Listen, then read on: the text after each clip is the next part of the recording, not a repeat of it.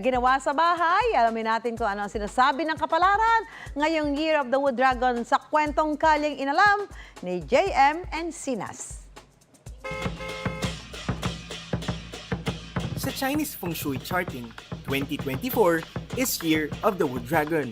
Ang mga ipinanganak sa mga taong ito, maganda raw ang pasok ng swerte ayon sa Feng Shui forecast.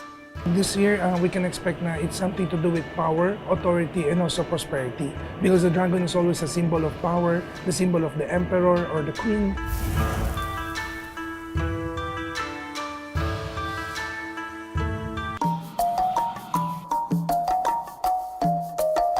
Karamihan daw sa may mga dragon signs, malakas ang personality at ito ang susi nila para maging maimpluwensya.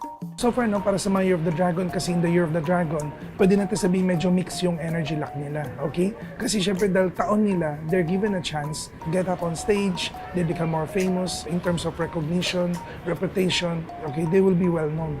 Kung gaano raw katapang ang mga may dragon sign, sila rin ay very emotional. Kaya mas mabuting umiwas sa anumang tensyon at hindi pagkakaunawaan. Pero, totoo kayang may ilang ipinanganak sa Year of the Dragon na madalas maiksi ang pasensya at mainitin ang ulo. Si Michelle ipinanganak ng Year 2000, Year of the Dragon. Aminado siyang kailangan niya ng gabay para makahatak ng mas magandang enerhiya.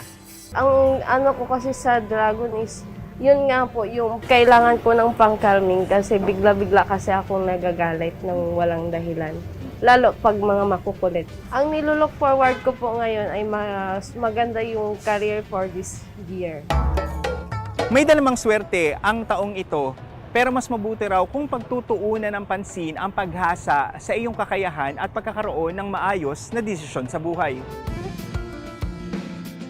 Iwasan daw ang pagiging agresibo, lalo na kung papasok sa isang negosyo, trabaho at investment. Kahit maganda raw kasi ang pasok ng pera, kahinaan naman daw ng mga Year of the Dragon ang stability. Di ba pag sarili nating taon, dapat lucky tayo. Pero normally kasi, pagka sarili mong taon, the competition is very high.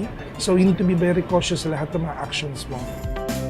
Ito ay mga gabay lamang, kaya lagi nating tandaan na sa pagpasok ng bagong taon, ito ay panimula kung saan pwede nating itama at baguhin ang ating buhay.